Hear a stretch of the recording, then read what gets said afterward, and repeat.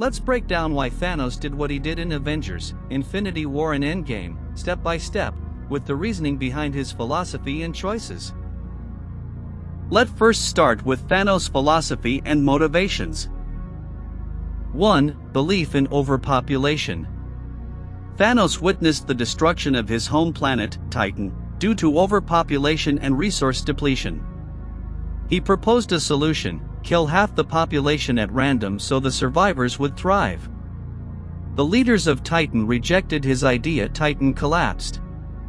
This became his proof that mercy and inaction lead to extinction.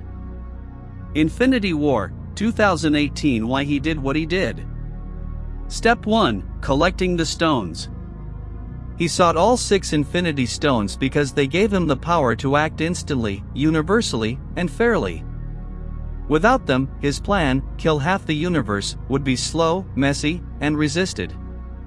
Reason: the stones allow him to avoid bias, not targeting rich, poor, specific races, or planets, just random.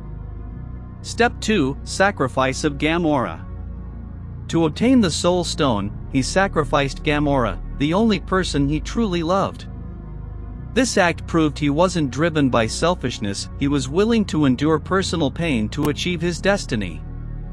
Reason: his devotion to his mission outweighed even his love for his daughter. Step 3. Battle on Titan versus Avengers and Guardians. When facing Tony, Strange, Spidey, and others, he argued that his plan wasn't cruelty, it was mercy. He pointed out Titan could have survived if they had followed his random culling idea. Reason: he believed the Avengers were too emotional to accept hard truths, unlike him who was willing to bear the burden. Step 4. The Snap, Decimation. Once he gathered all 6 stones, he snapped his fingers, erasing half of all life in the universe instantly. He didn't watch it happen, didn't celebrate, he just went to rest. Reason: he saw himself not as a conqueror, but as a gardener pruning a tree. After his task, he retired to live peacefully, believing his work was complete. Brain core difference between Infinity War and Endgame. Thanos. White heavy checkmark. In short, in Infinity War, Thanos was a utilitarian extremist, believing genocide was necessary for balance. In Endgame, Thanos became a tyrannical god figure, determined to impose his new universe after realizing his first plan wouldn't be accepted. Let's dive deeper into how Thanos' philosophy in Infinity War and Endgame mirrors real-world ideologies and historical thought. This will give context for why he's such a fascinating villain. Real-world ideologies behind Thanos' actions.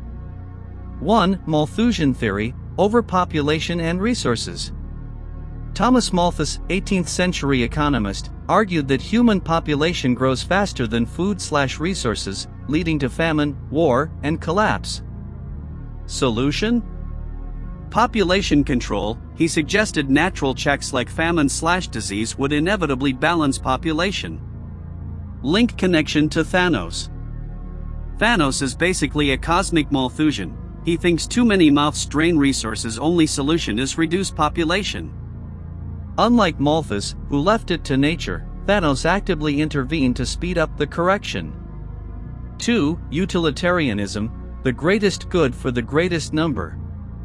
Jeremy Bentham and John Stuart Mill, an action is good if it maximizes overall happiness and minimizes suffering. Sacrifice of the few for the many is acceptable if it benefits the majority. Link connection to Thanos. He rationalizes genocide as a moral act: I kill half, so the other half thrives. For him, the end, survival of the universe, justifies the means, killing half of all life. Balance scale criticism. True utilitarianism weighs suffering too. Thanos ignores grief, trauma, and the moral cost of murder. He oversimplifies the calculation by treating lives as numbers, not as individuals with value. 3. Social Darwinism, survival of the fittest.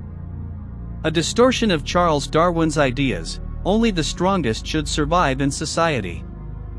Historically linked to imperialism, eugenics, and justifications for inequality. Link connection to Thanos.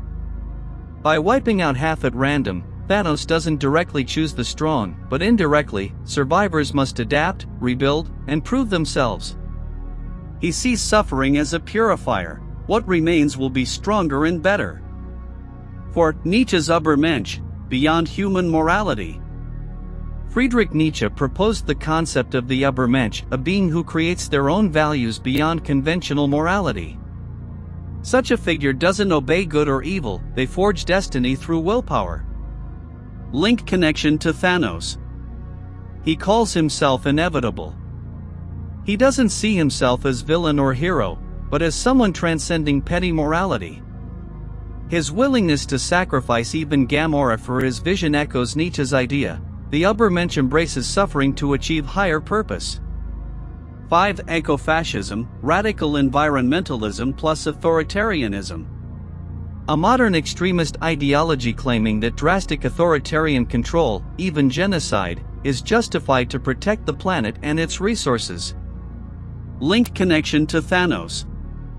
His motive is not hate, but saving life by culling life. Ecofascists argue population reduction is needed for environmental balance. Thanos enforces it universally. Why this makes Thanos unique as a villain? Unlike most comic villains, Thanos doesn't seek power for pleasure or greed. He sees himself as a tragic savior willing to do what others can't. His ideology has echoes of real-world thought, which makes him uncomfortably believable. We can understand his reasoning even if we reject it morally. White heavy checkmark in short. Infinity War Thanos equals Malthus plus utilitarian logic, twisted into genocide. Endgame Thanos equals Nietzschean Übermensch plus God complex erase and rebuild.